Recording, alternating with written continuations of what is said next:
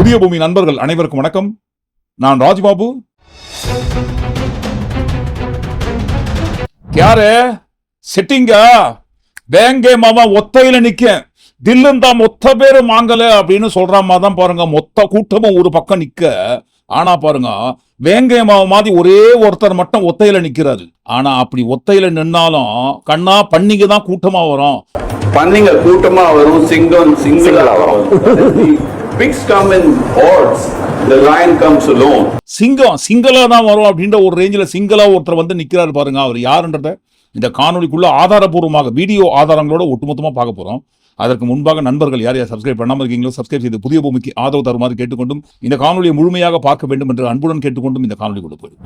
தமிழ்நாடே ஒட்டுமொத்தமாக எதிர்பார்த்து கொண்டிருந்த தேர்தலுக்கு பிந்தைய கருத்து கணிப்பு எக்ஸிட் போல் ரிப்போர்ட் நடந்து முடிந்த 5 மாநில தேர்தல் தப்பு கிடையாது, இருக்கட்டும், அது ஒரு வாரமா. ஆனால் அந்த 5 மாநில தேர்தல்களில் மிக முக்கியமான தேர்தல் தமிழ்நாட்டில் நடந்து முடிந்த தேர்தல். இந்த தமிழ்நாட்டோட தேர்தல் முடிவைத்தான் பாருங்க, தமிழ்நாடு மட்டும் கிடையாது, நாடே எதிர்பார்த்து காத்து கொண்டிருக்கிறது. அதற்கு மிக முக்கியமான காரணம் என்பது ஒருத்தர் ஓவர் ஆடிட்டாரு. உங்க வீட்டு ஆட்டமா எங்க வீட்டு ஆட்டமா சாதாரண ஆட்டம் கிடையாதுங்க. இது வரைக்கும் தமிழ்நாட்டில் யாருமே ஆடாத அப்படி ஒரு ஆட்டத்தை ஆடு ஆடு ஆடு ஆடுன்னு ஆடிட்டாரு. சோ அவர் ஆடிய ஆட்டத்திற்கு முற்றுப்புள்ளி வைக்க வேண்டும் என்கின்ற மிகப்பெரிய எதிர்பார்ப்பு தான் பாருங்க நாடு எதிர்பார்த்து காத்து கொண்டிருக்கும் மே 4ஆம் தேதி ரிசல்ட். வாக்கு எண்ணிக்கை நடைபெற்று வருகின்ற அந்த ரிசல்ட்டுக்கு முன்னாடி ஒவ்வொரு தேர்தல் நடைபெற்று முடிந்த பிறகு தேர்தலுக்கு பிந்தைய கருத்து கணிப்பு என்று எக்ஸிட் போல் ரிப்போர்ட்டை வெளியிடுவாங்க. அந்த வரிசையில் 2026ஆம் ஆண்டு நடந்து முடிந்த சட்டமன்ற தேர்தலில் பதிவான வாக்குகளுக்கு பிறகு வெளியிடப்படும் தேர்தலுக்கு பிந்தைய கருத்து கணிப்பு. நேற்று மாலை வெளியிட்ட இந்த தேர்தலுக்கு பிந்தைய கருத்து கணிப்பை குறித்து தான் ஒட்டுமொத்தமாக பேசப்பட்டு கொண்டிருக்கிறது. இந்த எக்ஸிட் போல் ரிப்போர்ட்டை குறித்து நம்ம அடுத்து பார்ப்போம். முதல்ல விஜய் எப்படியா ஜெயிக்கணும், ஜெயிச்சே ஆகணும். ஏன் தெரியுங்களா அண்ணா, எப்படியா ஜெயிச்சிருக்கண்ணா. நாங்க ரொம்ப ஓவரா பேசிட்டோம், எல்லார்கிட்டும் சண்டை போட்டுட்டோம். அதனால பாருங்க, நீங்க என்ன பண்றீங்களோ ஏது பண்றீங்களோ தெரியாது, எப்படியாவது நீங்க ஜெயிச்சாகணும். எனக்கு தாவேக்கா தோத்துருவோன்னு பயம்லாம் இல்லை, ஆனா கொஞ்சம் பதட்டமா தான் இருக்கு. ஏன்னா நாங்க ரொம்ப பேசிட்டோம், ரொம்ப சண்டை போட்டுருக்கோம். முடிவு என்னவாகுங்கிறது நினைக்க கொஞ்சம் பதட்டம் இருந்துகிட்டே இருக்குது. ஸோ என்னவா வேணாலும் இருந்துட்டாலும் நாங்க இறங்கி சண்டை பண்ணிட்டோம். இந்த வாட்டி நாங்க ஜெயிச்சிட்டோம் அப்படின்னா அதுக்கப்புறமா யாராலையும் எங்களை தோக்கடிக்கவே முடியாது. ஒருவேளை அது வேண்டாம், ஜெயிச்சுதான் ஆகணும். ஏன்னா நாங்க நிறைய வாய் பேசியிருக்கோம். இந்த பேச்சுக்கெல்லாம் தோத்துட்டோம்னா எங்களெல்லாம் வச்சு செய்வாங்க. ரீல்ஸ் எந்த சமூக வலைதள பக்கங்களை திறந்தாலும் பாருங்க, மொத்தமா விஜயோட ரசிகர் ஜாம்பிஸ் கூட்டம் பதிவு செய்யும் ரீல்ஸ் தான் மிக பெரிய அளவுல வைரலாகி கொண்டிருக்கிறது. அண்ணா எப்படியாவது ஜெயிச்சிருங்கண்ணான்னு அழறது ஒரு பக்கம், இன்னொரு பக்கம் என்ன அழுக ஜெயிச்சே முடிச்சாச்சு. மே 4ஆம் தேதி வரைக்கும் நாங்க பொறுமையா இருக்கவே முடியாது. இப்பவே நீங்க பதவி ஏத்துக்கணும்னு விஜய் வீட்டு வாசலில் நின்று கொண்டு ஜாம்பிஸ் பண்ற கலாட்டா.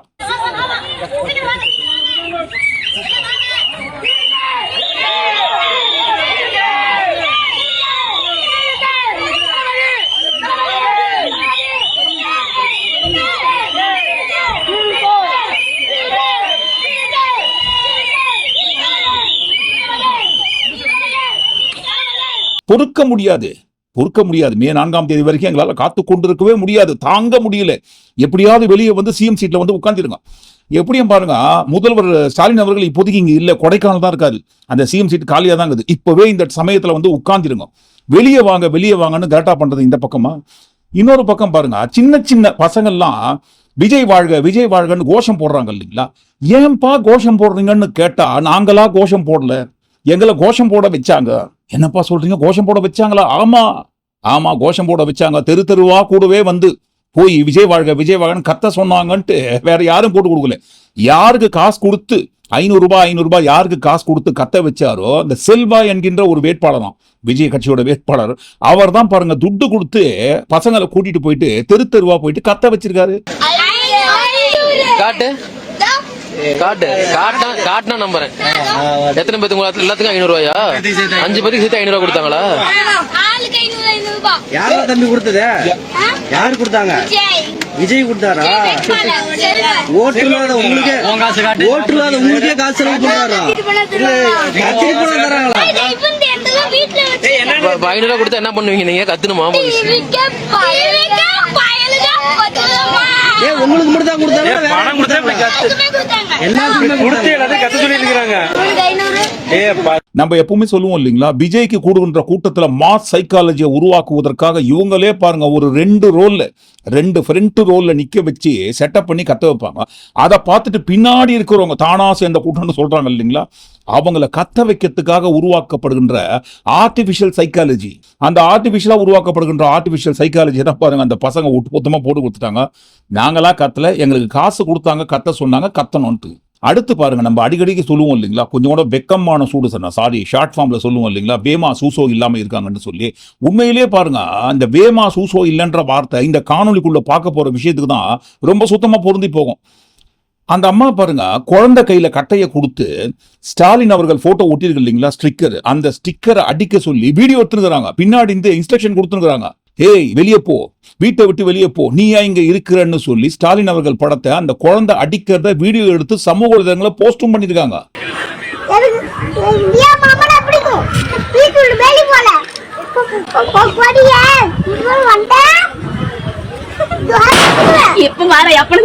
பாத்துக்கங்க, குழந்தைங்க தான் ஒரு பக்கம் அந்த மாதிரி விஜய் பேச்சு கேட்டு கிண்டர் ஜாய்க்கும் ஐஸ்கிரீமுக்கும் சாக்லேட்டுக்கும் பிஸ்கெட்டுக்கும் அடம் பிடிக்கிற மாதிரி விஜய் மாமாக்கு ஓட்டு போட சொல்லி அழுது அடம் பிடிக்கிறாங்கன்னு பார்த்தா, இதுக்கு மேல இருக்கிறாங்க பாருங்க பெரியவங்க, கட்டை எடுத்து கொடுத்து ஸ்டாலின் படத்தை அடிச்சு வெளியே போன்னு விரட்டுறத அழகா ரசிச்சு பார்த்து சிரிச்சுக்கினே வீடியோவை போஸ்ட் வேற பண்றாங்க. இன்னும் எக்கச்சக்கமான வீடியோக்கள், ரீல்ஸுகள் சமூக வலைதளங்கள் முழுவதும் ஊர் முழுக்க சுத்தின்னு இருக்கு. இது வரைக்கும் எந்த தேர்தலிலும் நடக்காத ஒரு மகா கோர அவல நிலை இந்த தேர்தலில் தான் உருவாகி கொண்டிருக்கிறது. அதற்கு காரணம் விஜயை பொறுத்த வரைக்கும் ஒரு வாக்காளரின் ஓட்டுரிமை என்பது கிண்டர் ஜாய்க்கு சமமானது. கிண்டர் ஜாயும் சாக்லேட்டும் எந்த அளவுல இருக்கோ அதே மாதிரிதான் பாருங்க அளவுல இருப்பது ஒருத்தரோட ஓட்டு. குழந்தைகளா, பசங்களா, பிள்ளைகளா, ஜாம்பிஸுங்களா, எப்படியாவது வீட்டில் இருக்கிற எல்லா குழந்தைகளும் அடம் பிடிச்சி உங்களுக்கு பிடிச்ச இந்த விஜய் மாமாவுக்கு தான் ஓட்டு போடணும்னு கிண்டர் ஜாய்க்கு அடம் பிடிக்கிற மாதிரி அடம் பிடிக்கிறீங்களான்னு வேமா சூசம் இல்லாம ஓப்பனா இதற்கு முன்பாக எந்த ஒரு தேர்தலிலும் எந்த கட்சியோட தலைவர்னு வாயத்தந்து சொல்ல வேண்டியதாகுது. குடும்ப சரவணன், எந்த குடும்ப சரவணன் என்று எந்த கட்சி தலைவரும் இதுவரைக்கும் குழந்தைகளை மேனிப்புலேட் பண்ணி குழந்தைகளை ஒரு பகடக்காயாக ஆயுதமாக யூஸ் பண்ற வேலையை யாருமே செய்யாத ஒரு கேவலமான செயலை விஜய் செஞ்சிருக்காரு. உங்களுக்கு ஏதாவது ஒரு சாக்லேட்டோ இல்லை ஏதாவது ஒரு கிண்டர் ஜாய் வேணும் அப்படின்னா அழுது அடம் பிடிச்சி சக்ஸஸ் பண்ணிடுறீங்கல்ல, அந்த மாதிரி உங்களுக்கு ஏதாவது ஒரு ட்ரெஸ் வேணும்னா அழுது அடம் பிடிச்சி சக்ஸஸ் பண்ணிடுறீங்களே, அந்த மாதிரி உங்களுக்கு பிடிச்ச இந்த விஜய் மாமாவுக்காக, இந்த விஜய் மாமா ஜெயிக்கணுன்றதுக்காக, நம்ம தமிழ்நாடு ஜெயிக்கணுன்றதுக்காக உங்க வீட்டில் இருக்கிற உங்களுடைய அம்மா, அப்பா, சித்தி, சித்தப்பா, பெரியப்பா, பெரியம்மா, ஒவ்வொரு வீட்டில் இருக்கிற ஓட்டு போடுற வயசுல இருக்கிற அண்ணா, அக்கா எல்லாருக்கிட்டையும் விசில் சின்னதுக்கு ஓட்டு போட சொல்லுங்க. சப்போஸ் யாராவது ஓட்டு போடாம வீட்டில் உட்காந்துட்டு இருந்தாங்கன்னா அவங்க காதலியே போய் அன்பா விசில ஊதி ஓட்டு போட ஓட வைங்க. இதெல்லாம் எதற்காக? விஜயோட சுயநலத்திற்காக. விஜயோட பிரச்சாரத்துல எல்லா இடத்துலயும் அப்பட்டமாக தெரியும் பாருங்க, இதெல்லாம் விஜயோட சொந்த சுயநலத்திற்காக. விஜய் பிரச்சாரம் செய்த இடத்துல ஒரு சில இடங்களில் தான் பண்ணாரு. அந்த ஒரு சில இடங்களில் நான் வந்தா தமிழ்நாட்டை இந்த அளவுக்கு உயர்த்துவதற்கு என்கிட்ட திட்டங்கள் இருக்குன்ட்டு எதுவுமே இல்லை. அவர் கேட்ட ஒரே ஒரு கேள்வி, மக்கள் விரோத ஆட்சி நடத்துற ஸ்டாலின் சார் வேணுமா, மக்களை நேசிக்கிறவங்க விஜய் வேணுமா? அதுக்காக தான் மறுபடியும் கேட்கிறோம், மக்களை நேசிக்கிற விஜய் என்று சொல்கிற அளவுக்கு மக்களை என்னத்தை நேசிச்சிருக்காருங்க? இவருடைய ரசிகர்களுக்கு, மக்களை விடுங்க, இவருடைய ரசிகர்களுக்கே இவர் நடிச்ச திரைப்படத்தை ஓசியில காட்டியிருப்பாரா, ஃப்ரீயா காட்டியிருப்பாரா? பிளாக்ல டிக்கெட்டை வாங்கியிருந்தா தியேட்டருக்குள்ள அலோவ் பண்றாங்க. முறையாக 100 ரூபாய் டிக்கெட்டை 100 ரூபாய்க்கு கொடுக்காம 100 ரூபாய் டிக்கெட் 1000 ரூபாய்க்கும், 150 ரூபாய் டிக்கெட் 2000 ரூபாய்க்கும், 200 ரூபாய் டிக்கெட் 3000 ரூபாய்க்கும் பிளாக்ல காசை வாங்கியிருந்தா இவர் நடிச்ச படத்தை இவரது ரசிகர்களுக்கே தியேட்டர்ல போட்டு காட்டுறாரு. அப்படி இருக்கும்போது இவர் என்னத்தை மக்களை இது வரைக்கும் நேசிச்சு கிழிச்சிருக்காருன்ட்டு சொல்லணும் இல்லைங்களாப்பா? சொல்லவே மாட்டாரு. விஜயும் சொல்ல மாட்டாரு, விஜயை ஃபாலோ பண்ற ஜாம்பிஸ் கூட்டங்களும் சொல்லாது. என்னத்தையா இது வரைக்கும் தமிழ்நாட்டு மக்களுக்கு அவரு செஞ்சிருக்காருன்னு சொல்லவே மாட்டாங்க. ஆனா பாருங்க, விஜய்க்கு ஓட்டு போடலன்னா வேற கட்சிக்கு மாத்தி போட்டீங்கன்னா, முக்கியமா திமுகவுக்கு மாத்தி போட்டீங்க ஓட்ட, என் அப்பான்னு கூட பார்க்க மாட்டோம், ரோட்ல படுக்க வைப்பேன். ஒரு மனுஷன் பார்த்துருக்கிறாருல, இவர் உதயசூரியன் போட்டது என் அப்பா தான். அதனால உள்ள சைக்கிள் வெளியே பார்த்துருக்கிறாரு. நாங்க எல்லாருமே டிவிக்கு பெத்து வளர்த்த தகப்பனை காட்டிலும் விஜய் அந்த அளவுக்கு நாடி நரம்பு ரத்தம் சத புத்தி எல்லாத்துலயும் உங்களுக்கு ஊறி போயிருக்காரு. இப்படி எல்லா இடத்துலயும் விஜய் உங்களுக்கு ஊறி போற அளவுக்கு அவனா தேச தியாகியா, சுதந்திர போராட்ட வீரரா? விஜயோட குடும்பமே பரம்பரையாக ஆண்டாண்டு காலமாக தேசத்துக்காகவும் தேச மக்களுக்காகவும் வாழ்ந்த வீரர்களா இவங்கெல்லாம்? அட, சுதந்திர போராட்டம், தியாகம், தியாகிகள் இதெல்லாம் கூட இருக்கட்டுங்க, விஜயோட கட்சிக்கு கொள்கைன்னு ஒண்ணு இருக்கா? எதுவுமே இல்லை. ஆனாலும் பாருங்க, எங்களுக்கு விஜய் தான் வேணும், நாங்க விஜய் தான் ஓட்டு போடுவோம், வீட்டில் இருக்கிறவங்களும் விஜய் தான் ஓட்டு போடணும், அப்படி இல்லைன்னா அப்பா அம்மான்னு கூட பார்க்க மாட்டோம், உங்களை கொண்டு வந்து ரோட்ல படுக்க வச்சிருப்போம். இந்த அளவுக்கு மாப்பிள்ளைங்களுக்கு இந்த அளவுக்கு வெறியேறி போனதுக்கு காரணம் ஒன்னே ஒண்ணுதான், சினிமா பைத்திய வெறி. அந்த சினிமா பைத்திய வெறியை வைத்து தான் பாருங்க விஜய் என்கின்ற முகத்துக்கு எப்படியாவது ஓட்டு போட்டு சிஎம் சீட்ல கொண்டு போயிட்டு உட்கார வைக்கணும்னு ஆடி நிற்கிற ஆட்டத்தோட வெறி. ஆனால் இவர்களின் ஆட்டம் எல்லாம் இன்னும் 2-3 நாட்கள் வரைக்கும் தான். மே 4ஆம் தேதி ரிசல்ட் வந்த கையோடு இவர்கள் ஆடிய ஆட்டம் எல்லாம் ஆடி ஓஞ்சி அடங்கிடும். அதற்கு ஒரு சின்ன ரிஹர்சல் ஒத்திகை தான் பாருங்க. நேற்றைய தினம் வெளிவந்த தேர்தலுக்கு பிந்தைய கருத்து கணிப்புகள், எக்ஸிட் போல் ரிப்போர்ட். சுமார் 8 நிறுவனங்கள் தேர்தலுக்கு பிந்தைய இந்த கருத்து கணிப்புகளை வெளியிட்டிருக்காங்க. அந்த 8 நிறுவனங்களில் 5 நிறுவனங்கள் அடுத்து திமுக தான் ஆட்சி அமைக்கும்னு சொல்லி மெஜாரிட்டி கொடுத்திருக்காங்க. 2 நிறுவனங்கள் அதிமுக தான் ஆட்சி அமைக்கும்னு ரிப்போர்ட் கொடுத்திருக்காங்க. என்னையா, என்ன இது கேலியா பண்றீங்க? 5 நிறுவனங்கள் திமுக ஆட்சி அமைக்கும்ன்றாங்க, 2 நிறுவனங்கள் அதிமுக ஆட்சி அமைக்கும்ன்றாங்க. அப்போ இந்த 2026ஆம் ஆண்டு தேர்தலில் முதன்மை சக்தியாக ஓவரா பிளே பண்ண டிவிகே கட்சி, எங்க தளபதி என்ன தொக்கா, தக்காளி தொக்கா, அவர் ஆட்சி அமைக்க மாட்டாரா? இருங்க, கத்தாதீங்க, யாரும் வருத்தப்படாதீங்க, அவசரப்பட்டு எந்த ஒரு முடிவுக்கும் வந்துடாதீங்க. இதெல்லாம் செட்டிங், செட்டப். இப்படி செட்டப்புக்கு மத்தியில வேங்காயமாவ ஒத்தையில வந்து நிக்க, தில்லு தான் மொத்த பேரும் வாங்கலன்னு ஒரு ரிப்போர்ட் வந்து நிக்குது பாருங்க. India today, axis My India, அவங்க மட்டும்தான் பாருங்க கொடுக்குறாங்க தாவேகா தான் ஆட்சி அமைக்கும் மெஜாரிட்டியில, திமுக 2வது இடத்துக்கு வந்துடும், அதிமுக 3வது இடத்துக்கு வந்துடும். சொல்றது யாருங்க? 8 நிறுவனங்கள் திமுக தான் ஆட்சி அமைக்கணும் 5, அதிமுக தான் ஆட்சி அமைக்கணும் 2. ஆனால் இவங்களுக்கு மத்தியில ஒரே ஒரு நிறுவனம் மட்டும் India today, axis My India, TVK தான் ஆட்சி அமைக்கணும்னு சொல்றாங்கன்னா அப்ப சொல்ற அவங்க யாரு?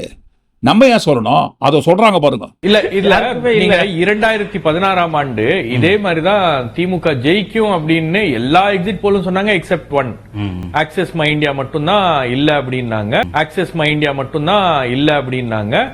இந்த நம்பர்ஸ் எல்லாமே தப்பா போயிருச்சு. சோ இதோட தப்பா போறதுக்கான ப்ராபபிலிட்டி ரொம்ப அதிகமாகவும் இருக்கிறது. இந்த சாரே தான், சார் பேரு மிஸ்டர் ஷபீர். இந்த ஷபீர் அவர்கள் பத்திரிகையாளர் என்று நாங்க சொல்லலங்க, வேற யாரும் சொல்லல, இவரை தான் சொல்லினுக்கிறாரு பத்திரிகையாளர் நான் தான் என்று சொல்லிட்டு போட்டோம், தப்பு கிடையாது. இந்த பத்திரிகையாளர் திருவாளர் ஷபீர் அவர்கள் சொல்றாரு இல்லைங்களா, 2016ஆம் ஆண்டு நடைபெற்ற சட்டமன்ற தேர்தலில் தேர்தலுக்கு பிந்தைய கருத்து கணிப்புகள் வெளியிட்ட எல்லா நிறுவனங்களும் திமுக தான் ஜெயிக்கும்னு ஆணித்தரமா அடிச்சு சொன்னாங்க. ஆனால் ஒரே ஒருத்தர் தான் தமிழ்நாட்டில் எல்லாருமே சொல்லி கொண்டிருந்த நிலையில் axis My India, India today மட்டும்தான் அதிமுக ஜெயிக்கும்னு சொன்னாங்க. அவங்க சொன்ன மாதிரி 2016ஆம் ஆண்டு எல்லாரும் கொடுத்த தேர்தலுக்கு பிந்தைய கருத்து கணிப்புகள் பொய்த்து விட்டது. India today, axis My India கொடுத்த எக்ஸிட் போல் ரிப்போர்ட் மட்டும் அக்யூரேட்டா பலிச்சுது. 2016ஆம் ஆண்டில் மீண்டும் ஜெயலலிதா அவர்கள் தான் அவர்களுடைய கருத்து கணிப்புப்படி ஆட்சி அமைத்தார்னு வேமா சூசோ இல்லாம எப்படிங்க டிவில உட்கார்ந்து போய் பேசுறாரு? இல்ல நீங்க 2016ஆம் ஆண்டு இதே மாதிரிதான் திமுக ஜெயிக்கும் அப்படின்னு எல்லா எக்ஸிட் போலும் சொன்னாங்க, எக்ஸெப்ட் 1. ஆக்சஸ் மை இந்தியா மட்டும்தான் இல்ல அப்படின்னாங்க. சரி, இவர் தான் இந்த மாதிரி அபாண்டமா அநியாயத்துக்கு இவ்வளவு பெரிய பொய் சொல்றாருன்னு பார்த்தா நெறியாளர் அவர்களாவது திருத்தணும் இல்லைங்களா? இருங்க, என்னப்பா இது, என்ன சொன்னீங்க? 2016ல எல்லாருமே திமுக தான் ஆட்சி அமைக்கணும்னு கொடுத்தாங்க ரிப்போர்ட், ஆனா இந்தியா டுடே மட்டும் அதிமுக ஆட்சி அமைக்கணும்னு கொடுத்தாங்களா? இருங்க, ரெக்கார்ட்ல இருக்கான்னு பார்க்கலான்னு எடுத்து போடணும் இல்லைங்களா? அதுக்காக தான் டிபேட் வைக்கிறாங்க. அது எப்படி? எல்லாரும் 2016ஆம் ஆண்டு திமுக தான் ஜெயிக்கும் என்று சொன்ன நிலையில் ஒரே ஒருத்தர் தான் உண்மையை போட்டு உடைச்சாரு. அவங்க தான் இந்தியா டுடே, ஆக்சிஸ் மை இந்தியான்னு சொன்னார் இல்லைங்களா? எந்த சாரே போய் பேசுறதுக்கு ஒரு அளவு ஆனாமா டிவியில உட்கார்ந்தீங்க. அங்க பாருங்க, 2016ஆம் ஆண்டு எக்ஸிட் போல் ரிப்போர்ட்ல ஆக்சிஸ் இந்தியா, இந்தியா டுடே தான் ஃபர்ஸ்ட்ல இருக்கு, டாப்ல. எல்லா நிறுவனங்களும் 2016ஆம் ஆண்டு திமுக ஜெயிக்கும்னு சொன்ன மாதிரி தான் பாருங்க, அவங்களும் ஃபுல் மெஜாரிட்டி 124ல இருந்து 140 சீட்டு திமுக கூட்டணி தான் ஜெயிக்கும்னு ரிப்போர்ட் கொடுத்திருந்தாங்க. அதிமுக ஏஐஏடிஎம்கே 89 முதல் 101 சீட்டுகளை பெற்று 2வது இடத்திற்கு போகும் தான் பாருங்க ஆக்சிஸ் மை இந்தியா ரிப்போர்ட் கொடுத்திருந்தாங்க. அது எப்படி சரே கொஞ்சம் கூட வேமா சூசோ இல்லாம இந்த மாதிரி போய் பேச முடியுது? ஆதாரங்கள் இவ்வளவு இருக்கும் போதே எதற்காக நம்ம ஷபீர் சார் பத்திரிகையாளர் அவர்கள் இப்பேற்பட்ட பொய்ய கட்டமைக்கிறாருங்க லைவ்ல உட்காந்துக்கின்னு? எதுக்குன்னா பாருங்க, இவர் ஆக்சிஸ் பேங்க் பாருங்க, ஆக்சிஸ் மை இந்தியா நம்ம இந்தியா டுடேன்னு சொல்லுவோம்.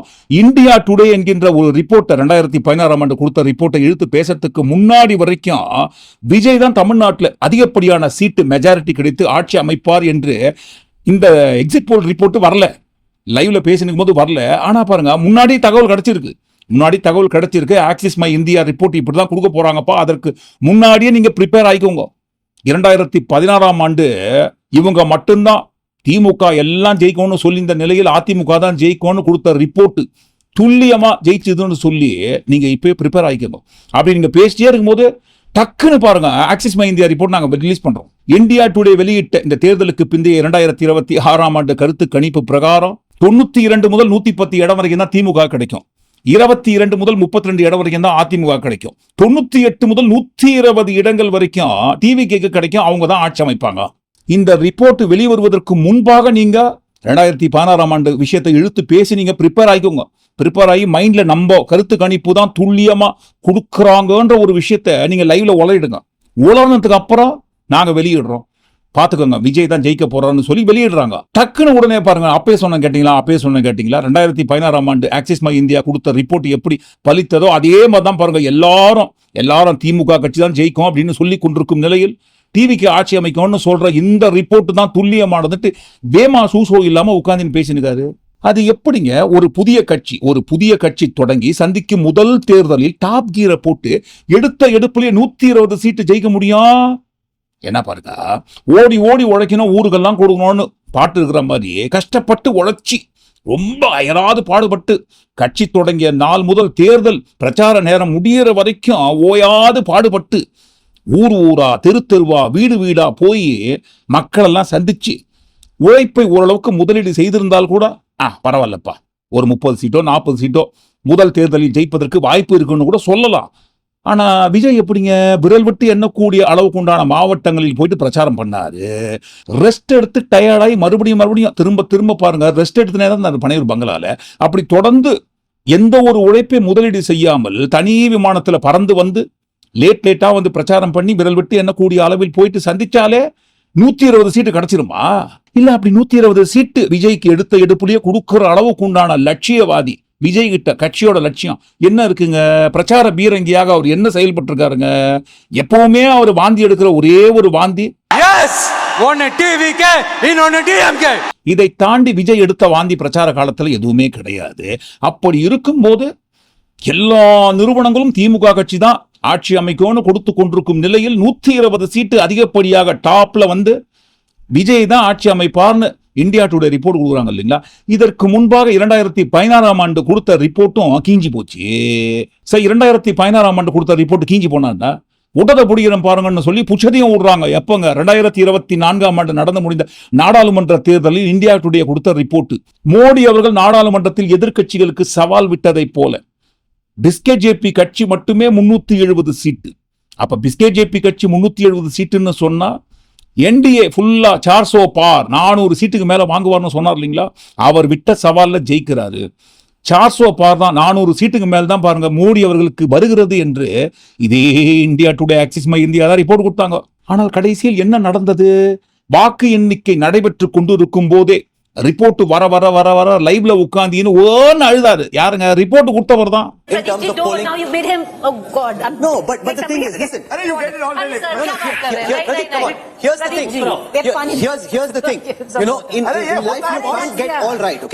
ஐயோ, நான் கொடுத்த ரிப்போர்ட் தோத்து போச்சே, படிக்காம போச்சே, என் கிரெடிபிலிட்டியை கெட்டு போச்சேன்னு சொல்லி லைவ்ல உட்காந்து ஓன்னு அழுகுறாரு. கூட இருக்கவங்க சமாதானப்படுத்துறாங்க. அரே பிரதீப் குப்தா ஜி, அடை நெய் சாயே, கண்ணை தொடச்சிக்கோங்க, சமாதானம் ஆயிக்கோங்க. ரிப்போர்ட் போனா போட்டோம், பிரச்சனை கிடையாது. அடுத்த ரிப்போர்ட் நம்ம விட்டதை பூச்சிக்கலான்னு சொல்லி சமாதானப்படுத்துறாங்க. 400 பார் மோடி அவர்கள் சவால் விட்டதை போலவே 400 சீட்டுக்கு மேல தான் பாருங்க ஜெயிக்க போறாருன்னு ஆக்சிஸ் மை இந்தியா டுடே தேர்தலுக்கு பிந்தைய கருத்து கணிப்பு வெளியிட்டவுடன் இந்த ட்ரேடிங்ல இருக்காங்க இல்லைங்களா, ஷேர்ல, அவங்க எல்லாம் உள்ள புகுந்து ட்ரேடிங் பண்ண ஆரம்பிச்சாங்க. 400 பார் ஜீதா வரப்போறாரு. இதுக்கெல்லாம் காரணம் யாரு? நான் கொடுத்த அந்த ரிப்போர்ட் தானே, தேர்தலுக்கு பிந்தைய எக்ஸிட் போல் ரிப்போர்ட் தானே. என்னால தாங்க முடியலப்பான்னு சொல்லி ஓன் அழுதாரு. நீ சொன்னதுல ஏதாவது ஒன்னாவது உருப்படியா நடந்திருக்கான்னு அந்த டுபாகு ஜோஷியர் காமெடியில டயலாக் வரும் இல்லைங்களா, அதுதான் ஞாபகத்துக்கு வருது. ஏதாவது ஒன்னாவது உருப்பட்டு இருக்கா இந்த India today axis My India கொடுத்த ரிப்போர்ட்ல? 2016 ஆண்டு இவங்க கொடுத்த ரிப்போர்ட்டும் புட்டுக்குச்சு சட்டமன்ற தேர்தலை குறித்து. 2024 கொடுத்த நாடாளுமன்ற தேர்தல் ரிப்போர்ட்டும் புட்டுக்குச்சு. ஆனா பாருங்க, எல்லாரும் கொடுத்த ரிப்போர்ட்டை காட்டிலும் ஆக்சிஸ் மை இந்தியா 2016 கொடுத்த ரிப்போர்ட் தான் பலிச்சுது. எல்லோரும் திமுக தான் வருவாங்கன்னு கணித்து கொண்டிருந்த நிலையில் அக்யூரேட்டா 2016 அதிமுக தான் ஆட்சிக்கு வரும்னு இந்தியா டுடே கொடுத்த ரிப்போர்ட் தான் படிச்சுது. அதன் அடிப்படையில் வைத்து பார்க்கும் பொழுது டிவிகே ஜெயிப்பதற்கு வாய்ப்பு இருக்குன்னு இப்பே உருட்ட ஆரம்பிச்சிட்டாரு. பத்திரிகையாளர் என்கின்ற போர்வையில் இருக்கும் நம்ம ஷபீர் சாரு. இல்ல நீங்க 2016 இதே மாதிரிதான் திமுக ஜெயிக்கும் அப்படின்னு எல்லா எக்ஸிட் போலும் சொன்னாங்க except one. Axis My India மட்டும்தான் இல்ல அப்படின்னாங்க. ஏன் இப்படி எல்லாரும் ரிப்போர்ட் கொடுக்குறாங்க, இந்தியா டுடே அவங்க ரிப்போர்ட்டை கொடுக்குறாங்க. ஆனா அவங்க கொடுத்த ரிப்போர்ட் இது வரைக்கும் ஏதாவது ஒன்னாவது உருப்பட்டு இருக்காங்க, ஒன்னாவது உருப்படியா நடந்திருக்கா? இதுல எப்படியும் உருப்படியா நடக்கும், பாத்துக்கலான்னு ஸ்கிப் பண்ணிட்டு போயிட்டே இருக்கணும். மே 4 நம்ம வெயிட் பண்ணி பாத்துக்கலான்ட்டு. ஆனா பாருங்க, கொடுத்த அந்த ஆக்சிஸ் மை இந்தியா அந்த இந்தியா டுடே ரிப்போர்ட்டை தலையில தூக்கி வச்சு கொண்டாடுறாரு பாத்தீங்களா. இருக்கிற எல்லா ரிப்போர்ட்டை ஸ்கிப் பண்ணிட்டு நீங்க தான் பத்திரிகையாளராப்பா, இதற்கு பெயர் தான் பத்திரிகையாளர் தர்மமாப்பா, இன்று போடும் தப்பு கிடையாது. ஆனா பாருங்க, இந்த தேர்தலுக்கு பிந்தைய கருத்து கணிப்புகள் வருவதற்கு முன்பாக இதுலயாவது பாருங்க, இந்தியா டுடே 120 சீட்டுக்குள்ள தான் ஜெயிப்பாங்கன்னு சொல்லியிருக்காங்க. ஆனா கிடையவே கிடையாதுங்க. என்னப்பா பேசுறீங்க நீங்க? யார்கிட்ட பேசுறீங்க நீங்க? 114 சீட்லாம் கிடையாது, 120 சீட்லாம் கிடையாது. பிலோ ஆவரேஜ்னு பார்த்தாலே டிவிகேக்கு 144 கிடைக்கும். ஆமாங்க, சும்மா பிம்பிலிப்பி பிலாப்பின்ற ரேஞ்சில் கணக்கு போட்டாலே பிலோ ஆவரேஜ் 144. அப்படியா? அப்படிங்களா? 144 இது பிலோ ஆவரேஜா? ரைட். அப்புறம் எந்தெந்த கட்சிக்கு எந்தெந்த பர்சன்டேஜ் வரும்ட்டு உட்காந்து எழுதினுங்கிறாங்க பாருங்க, கருத்து கணிப்புன்ற பேர்ல. எங்களுடைய சர்வே 30.22% சார். டிஎம்கே வந்து எவ்வளவு? 30.22. 30.22. ஏடிஎம்கே வந்து பாத்தீங்கன்னா 26.66. 26.66. ஓகே. என்டிகே 4.85. என்டிகே 4.85. ஓகே. ஆமா. டிவிகே வந்து பாத்தீங்கன்னா ஆவரேஜ் 36.89%. 36.89%. ஓகே. இது வந்து டிவிகே பர்சன்டேஜ், டிவிகேவோட பர்சன்டேஜ். ஓகே. இப்போ வந்து வின்னிங் எத்தனை சீட்ஸ் உங்களுடைய கணக்கு படி தாவேக்கா வெச்சுக்கிறீங்க? 144 வருது sir. Below average average? Below average. Below average average? Below average. Below average average? Below average. இந்த லோல வந்து 129 போடுறீங்க. ஆமா சார். பிலோ ஆவரேஜ்ல 144. எங்கயா இருந்தீங்க நீங்க எல்லாம் இவ்வளவு நாளா அப்படின்னு கேட்பாங்க இல்லையா? அந்த மாதிரி நீங்க எல்லாம் யாரையா இவ்வளவு நாளா எங்க இருந்தீங்க? கண்ணிலேயே படலையே. எப்படி இவ்வளவு அக்யூரேட்டா கணிக்க முடியுது? இந்த எழுதுறவரை கூட விட்டுருங்க, சொல்றாரு பாருங்க பர்சன்டேஜ் எல்லாம், இந்த கட்சிக்கு இவ்வளவு, இந்த கட்சிக்கு இவ்வளவு, டிவிக்கு தான் டாப்னு சொல்றாரு. அவர் யாருங்க? கருத்து கணிப்பு எடுக்கிறவரா? அவனை எங்கேயாவது பாத்தீங்களாடா? காமெடி டைலாக் வரும் இல்லைங்களா, அந்த மாதிரி தான். இதற்கு முன்பாக இவர் எங்கேயாவது பார்த்திருக்கீங்களா? இல்ல இதற்கு முன்பாக இவராது ஏதாவது எந்த கட்சியாவது இவ்வளவுதான் ஜெயிக்கும்னு கணிச்சு கொடுத்து ஜெயிச்சிருக்கா? யார் இவர் உட்காந்து பர்சன்டேஜ் சொல்ல அவர் எழுதி நிற்காரு? Below average 144. ஓஹோ, அப்படியா? வாக்குப்பதிவு நடந்து முடிந்ததற்கு பிறகு தேர்தலுக்கு பிந்தைய கருத்து கணிப்புகள் வெளிவருவதற்கு முன்பாக உருட்டு பிலோ ஆவரேஜ் 144. தேர்தலுக்கு பிந்தைய கருத்து கணிப்பு இந்தியா டுடே வெளியிட்ட இந்த ரிப்போர்ட்டுக்கு அப்புறம் என்னென்ன உருட்ட போறாங்களோ, இப்படி உருட்டுவதற்கு முன்பாக எலெக்ஷன் வரதுக்கு டேட் அனௌன்ஸ் பண்ணதுக்கு முன்னாடி இந்த கூட்டணிகளை கொடுத்து ஊட்டியிருந்தாங்க பாருங்க. அவரும் வருகிறார், ஓ அவரும் வராரா, இவரும் வருகிறார், ஓ இவரும் வருகிறாரா. ஐயா செங்கோட்டையன் அவர்கள் வந்திருக்கிறாங்க, ஐயா நாஞ்சில் சம்பத் அவர்கள் வந்திருக்கிறாங்க. அவர் வர்றேன்னு சொல்றாங்க. அவர் எப்போ வருவாரு? அவரும் வராரு. அவர் தனியா வரல, கூட இவரையும் கூப்பிட்டு வர்றாரு. அவரும் வராரா? அவர் வராரு, இவர் வராரு, எவரோ வராருன்னு சொன்னாங்க. ஆனா கடைசியில யாருமே இல்லாம தனியா தான் நின்னாங்க. நின்னாலும் என்ன இப்போ தனியா நின்னாலும் பிலோ ஆவரேஜ்ல 144 சீட் அடின்னு அடிச்சு மெஜாரிட்டியில போயிட்டு உட்கார்றது நான் உட்கார்ந்துட்டோம். தலைவா ஏஞ்சி வா, சீட்டை விட்டு ஏஞ்சி வா, பனையூர் பங்களா விட்டு வெளியில் வா, சிஎம் சீட்டு காலியா இருக்கும் போதே உட்காந்து கம் போட்டு ஒட்டிக்கங்க, தப்பு கிடையாதுன்னு இப்போ பாருங்க வெற்றி கொண்டாட்டத்தை தொடங்கிட்டாங்க. அந்த வெற்றி கொண்டாட்டத்துக்கு தீனி போடும் வகையில் எல்லாரும் பாருங்க பெரும்பாலும் திமுக கட்சிகள் ஜெயிக்கும்னு ரிப்போர்ட் கொடுத்த நிலையில் கிடையவே கிடையாது. டிவிகே தான் ஆட்சி அமைக்கணும் மறுபடியும் களமிறங்கி இருக்கும். இந்த ஆக்சிஸ் மை இந்தியா டுடே ரிப்போர்ட்டை குறித்து ஒட்டுமொத்தமா கூட்டி கழிச்சு நீங்க என்ன நினைக்கிறீங்கன்னு கண்டிப்பா உங்க கருத்துல தவறாம பதிவு பண்ணும்போது ஊருக்குள்ள நடந்திருக்கிற இந்த அக்கிரம அநியாய ரீல்ஸை குறித்தும் மே 4 முன்னாடி வரைக்கும் சரி, மே 4 பிறகும் சரி, இந்த ஆடுற ஆட்டம் எங்கதான் போய் முடியும்ன்றதையும் சேர்த்து உங்க கருத்துல கண்டிப்பா தவறாம பதிவு பண்ணுங்க. மீண்டும் நாளை காணொலியில் நாம் சந்திப்போம். நன்றி, வணக்கம்.